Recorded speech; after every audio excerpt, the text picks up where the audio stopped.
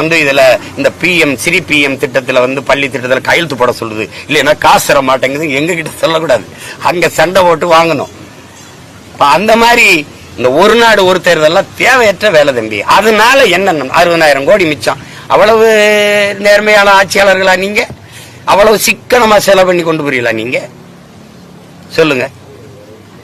ஒரு கேள்விதானே, சரக்கு மற்றும் சேவை வரியால் ஒரு ஆண்டுக்கு எவ்வளவு வருவாய் பெருக்கம் வருது? நிதிநிலை அறிக்கையில காட்டுங்க.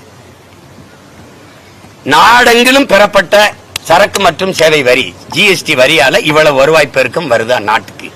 இந்த வரி வருவாய் மக்களுக்கு இப்படி இப்படி இவ்வளவு நலத்திட்டங்களா பிரிச்சு கையளிக்கப்படுது அப்படின்னு ஒண்ணு காட்டுங்க.